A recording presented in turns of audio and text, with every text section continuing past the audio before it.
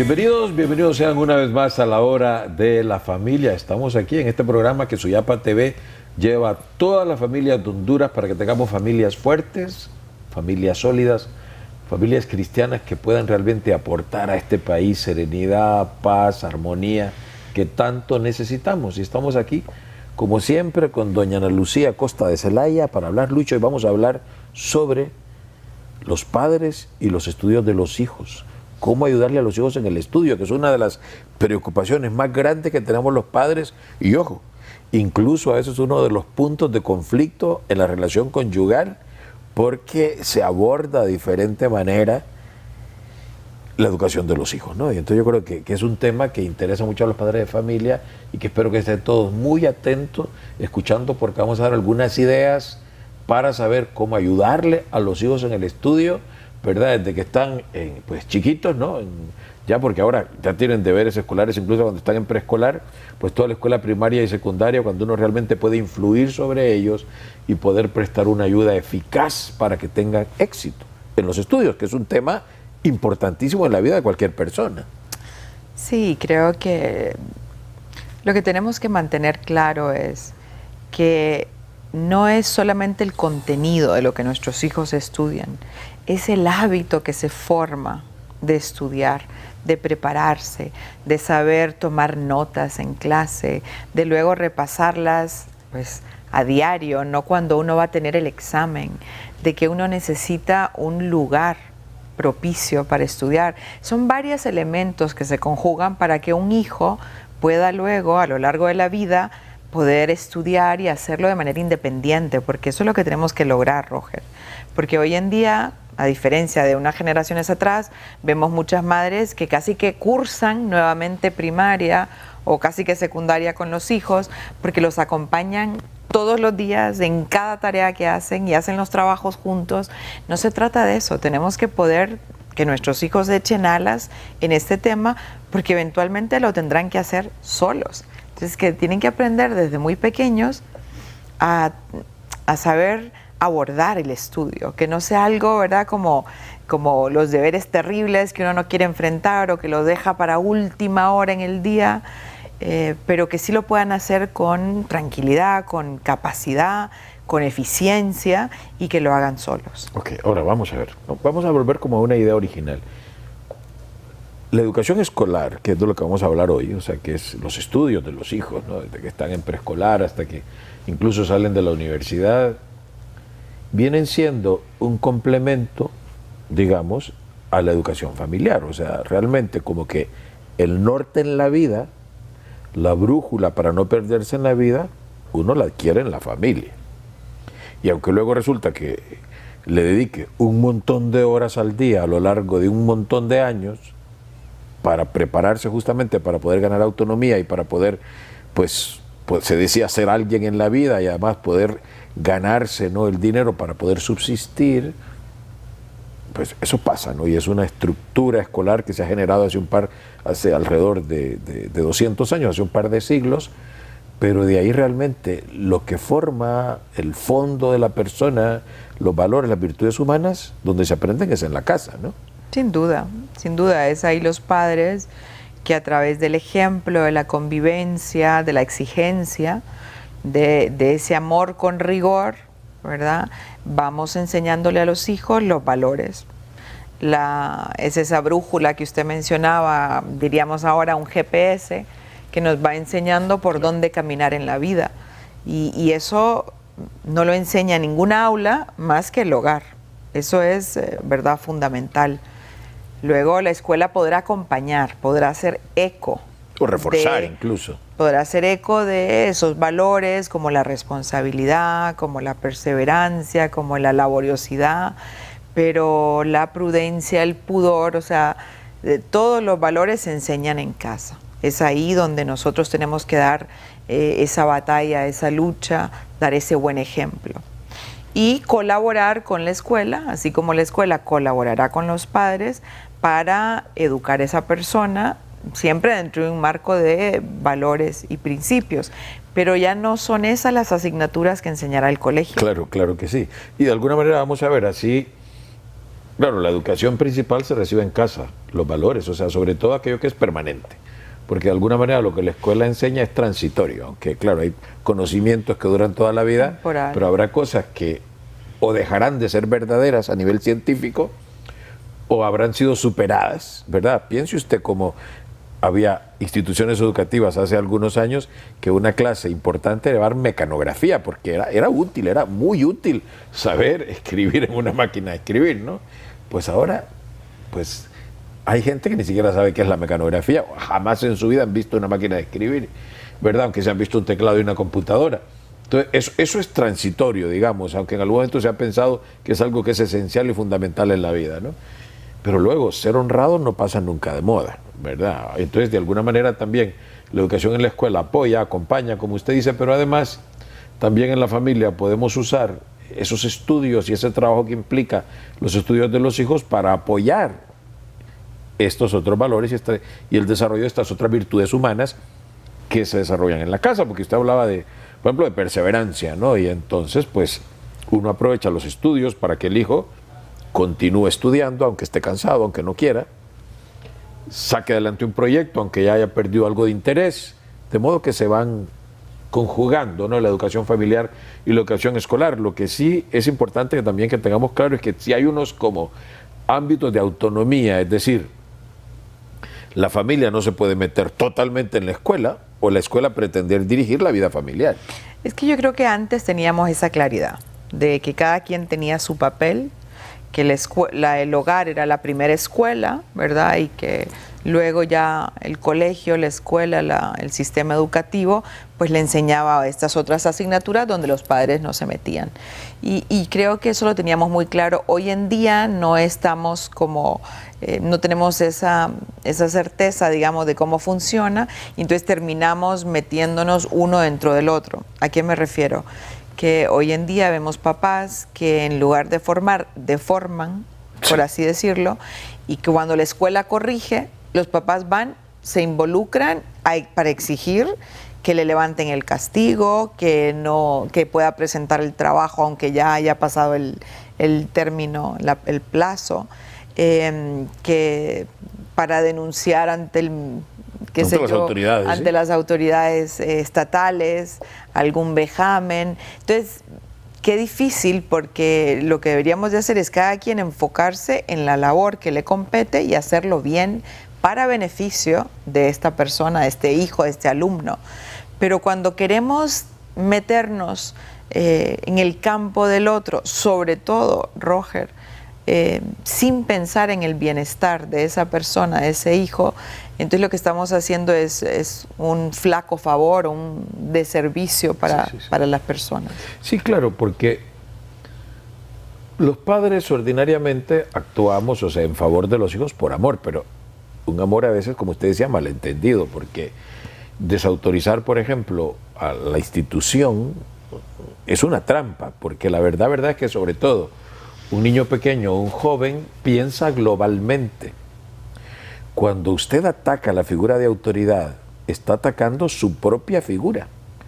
¿Ok? Ese es el tema, ¿no? Entonces a uno le viene luego de vuelta, porque cuando uno fomenta, por ejemplo, la rebeldía ante una situación determinada, ¿no?, el irrespeto, joven, pues definitivamente esa rebeldía no solo va a ser en contra de la escuela, va a ser en contra de los padres, de la autoridad, de quien sea, o sea, y realmente, porque era una actividad siempre reactiva y de una persona que va a querer estar llevando la contraria a todo aquello que huele a autoridad. Entonces ahí es donde es importante, creo, que los padres de familia estemos conscientes de eso. Y yo siempre propugno por una especie de reconciliación entre la familia y la escuela, porque de alguna manera es una relación que se ha deteriorado, que se ha distanciado, la familia y la escuela, y que no beneficia, como usted decía, a la persona que interesa. Al educando. Porque el educando, el hijo, alumno, el estudiante, hijo, pues al recibir la influencia benefactora de manera armónica, tanto de la familia como de la escuela, sale beneficiado, y por eso es que es importante, por eso que hoy los padres entendamos que hay que apoyar a la escuela. Evidentemente, si hay cosas que uno se da cuenta que van en contra de la cultura familiar o incluso, digamos, un tema de moral que podría darse en alguna coyuntura determinada, pues uno de papá puede, no sé, ejemplo, ¿no? Pues en una escuela determinada le dicen a un hijo que lea un libro que yo sé que no le va a aportar nada y que más bien le puede hacer daño desde el punto de vista moral o filosófico, ideológico, lo que sea. Pues creo yo tengo derecho como papá a decir, miren, yo pienso que este libro no es lo mejor, no solo para mí, sino para los demás muchachos, pero bueno, los demás muchachos ya sus padres decidirán, pero yo preferiría que le dieran otra lectura a mi hijo. Yo gustoso compro otro libro e incluso le ayudo a leerlo para que realmente él pueda aprovechar su tiempo mejor. Creo que uno está en el legítimo derecho, ¿no? O si uno sabe, no sé, de repente hay una excursión del colegio, los van a llevar a ver una película determinada que yo sé que es inconveniente. Son cosas que... Temas de sexualidad. Temas de sexualidad, sexual. todo este tipo de cosas, y que uno dice, yo realmente que soy el primer educador de este muchacho, de esta niña, pues realmente yo voy a tener que decir, miren, aquí no los acompaño, porque realmente es más, mi hijo no va a participar en esa actividad, definitivamente, ¿no?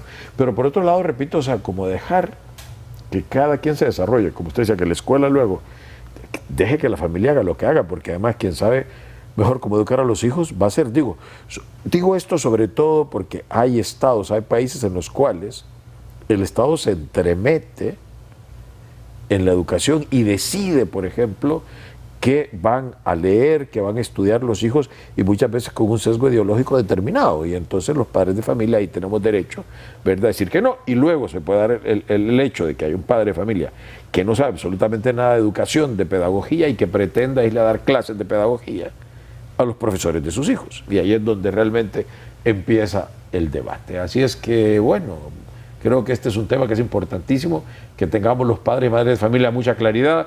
Por eso no nos cambie y espere, porque continuamos después de la pausa. Mi familia, bendice a mi familia. Mi familia, bendice a mi familia. Continuamos en la hora de la familia hablando sobre este tema tan importante como es la educación de nuestros hijos, o sea, cómo debe ser la relación entre la familia y la escuela y qué participación tiene la familia en la educación de los hijos. O sea, yo creo que una de las cosas, usted ha mencionado algunos elementos ya, Luchi, que no es beneficioso, es cuando definitivamente como que los padres no tenemos claro cuál es el rol, por ejemplo, en el desarrollo académico del hijo.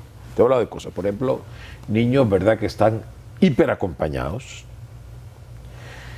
a veces no por la madre, que es usualmente la que carga con el mayor peso en estas cosas, más que el padre, aunque hay padres que también, pero niños como que en la familia se acostumbran a tener como un auxilio permanente, por ejemplo, ahora las famosas tutorías, o sea, muchísimos niños van a tutorías. Y entonces, como que también la familia está resolviendo asuntos que son realmente de competencia de la escuela. O sea, y luego la otra cosa, ¿cuál es como uno de los fines de la educación? La autonomía.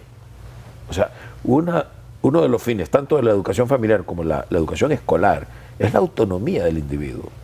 Pero si en ese proceso realmente no se fomenta la autonomía, sino que más bien se fomenta la dependencia, estamos equivocados, porque entonces al final lo que buscamos, lo que se espera, no estamos poniendo los medios para lograrlo. Yo creo que tenemos que partir del hecho que hay un currículum, digamos, un proyecto educativo, una malla curricular que determina lo que el niño debe saber en determinada edad y determinado grado. Las tutorías deben de utilizarse para cosas muy puntuales. Un niño que quizá porque no logra comprender, ¿no?, un concepto, o porque quizás no se le fue explicado bien desde el inicio, y va como con una laguna, pues sí es importante, si no podemos los padres, pues acudir a una ayuda externa.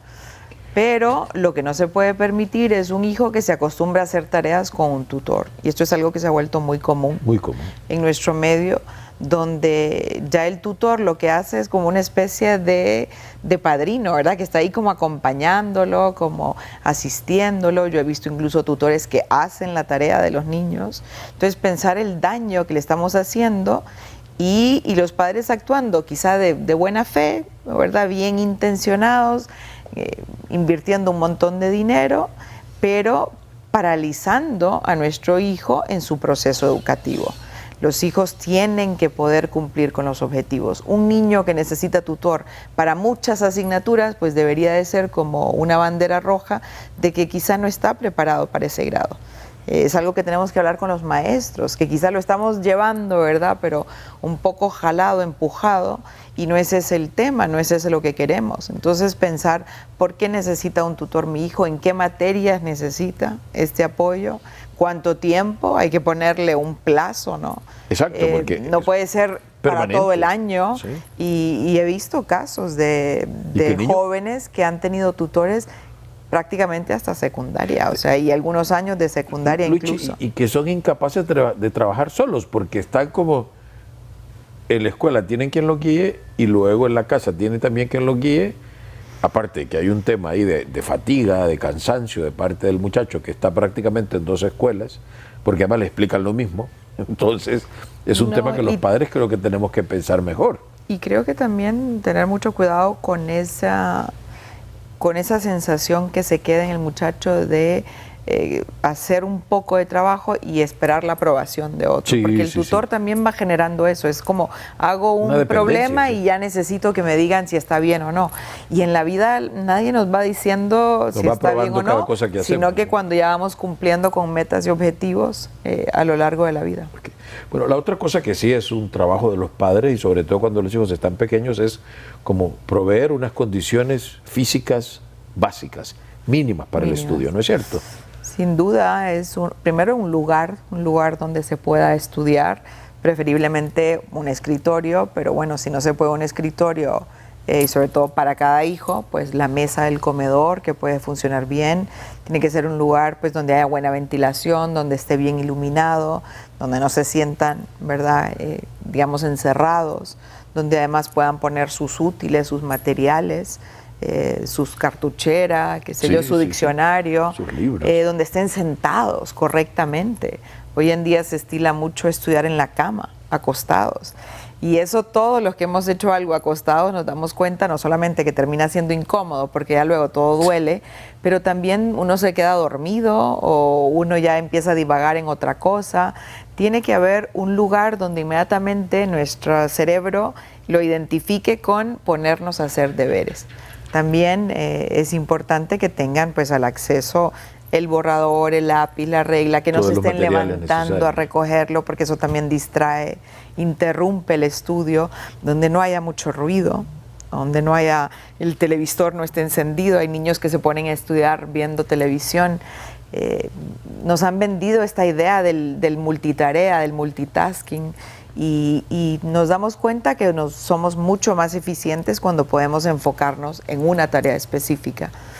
También hacerles ver a los hijos que es preferible sin música. También hoy en día se ponen los audífonos y se ponen a escuchar música, o en la computadora abriendo varias pantallas. Es preferible poner 1 hora de estudio y que le dediquen 1 buena hora al estudio a 3 horas porque han estado oyendo música, viendo programas, con 5 pantallas abiertas, revisando redes sociales. O sea, es un desgaste. Ellos sienten que le han dedicado horas y no se dan cuenta de que tiempo efectivo en realidad ha sido muy poco. Bien, luego la otra cosa, porque esto es un tema físico, de un lugar donde se puede estudiar tranquilo y, ¿verdad? Y como usted dice, suficientemente bien iluminado, bien ventilado. Pero hay un tema también que creo que a veces falta, y es que haya en el hogar un ambiente intelectualmente estimulante. O sea, que realmente se le dé importancia al estudio, a la lectura, a la cultura en general, para que el hijo descubra la importancia que tiene el estudio. Somos un hogar donde ven a sus padres leer. ¿Alguna vez? Puede ser el periódico, que pueden ser libros, ¿verdad? Que un hogar donde hay algunos libros, no es que tiene que ser una biblioteca extensa, pero donde se nota que a lo largo de los años hemos ido adquiriendo pues libros, claro, literatura que nos gusta, que nos mantenemos informados, que somos papás que podemos responder preguntas de nuestros hijos, ¿verdad? Que no todo parece como que ya se nos olvidó, que además nos interesamos por lo que están estudiando. Eso también estimula al hijo. Cuando uno le dice, mira, ¿y qué estás viendo ahorita en clase de ciencia, en historia? Ya uno puede pues agregar un poco más, ¿verdad? Hablar, qué sé yo, de la Segunda Guerra Mundial y darles también pues algunos datos. Eso también genera un estímulo en los hijos, porque no pareciera, pues porque da la impresión de que esto es importante, de que nosotros los papás nos interesa, de que los acompañamos en el estudio, aunque no estemos ahí sentados haciendo tareas con ellos. Yo creo que esto es importante en la hora de las comidas en casa, el poder platicar, conversar, hacerles preguntas. Las referencias culturales básicas. Y también uno se va dando cuenta, Roger, qué es lo que le gusta a mi hijo, dónde tiene su facilidad. Pensando más adelante en una orientación, en una vocación, eso es importante. Exactamente. Ahora, hay un tema que es como fundamental, o sea, y quiero que también usted nos lo explique, es decir, para que los hijos tengan éxito en los estudios, algo que influye muchísimo es el clima de armonía en el hogar. O sea, si realmente papá y mamá están discutiendo todo el tiempo, si están manifestando desacuerdos constantemente, si el clima es un clima de poca paz, de grito, de insulto, ¿verdad? En fin, un ambiente en general incómodo, definitivamente, eso es un obstáculo para el éxito en los estudios. Sin duda, un hogar donde hay un clima de paz y de armonía, donde los cónyuges se llevan bien, donde hay una buena relación con los hijos, donde los hermanos también, porque todo esto es como una especie de cascada. Cuando claro, los padres se llevan bien y se llevan bien con sus hijos, los hermanos tienden también a llevarse bien. Entonces eso permite y fomenta que los hijos puedan dedicarse, puedan volcarse a sus estudios.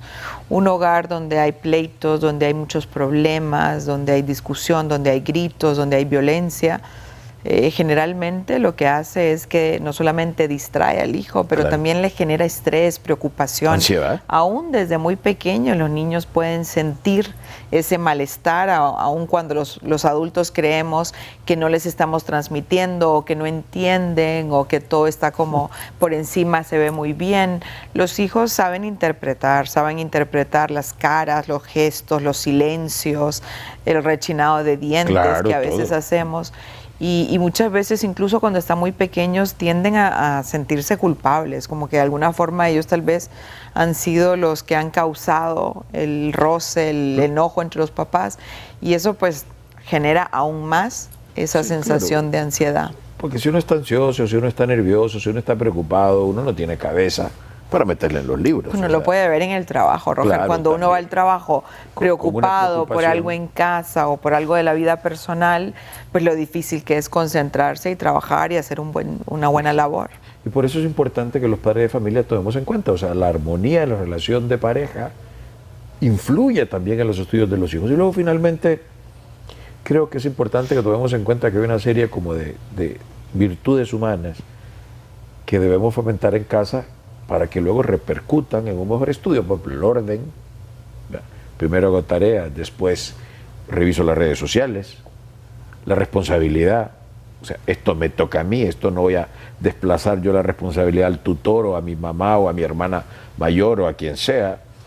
Y luego la perseverancia para obtener buenos resultados. Es decir, es cierto que ahorita este tema no lo entiendo bien, pero si estudio un poco más, si tengo paciencia y pregunto a quien sabe más, voy a terminar entendiéndole. Entonces pueden ver cómo, aparte de conocimientos, de saber un poco de matemática, de lengua, de biología, de lo que sea, la escuela también definitivamente es un laboratorio de virtudes humanas. Pero para eso hace falta que haya una conjugación muy clara, positiva, entre la familia y la escuela. Así que papás y mamás, a pensar en estos temas que al final van a beneficiar a los hijos y van a contribuir a su felicidad futura, no lo duden. De nuestra parte es todo por hoy, Luchi, y ya nos veremos en otra ocasión.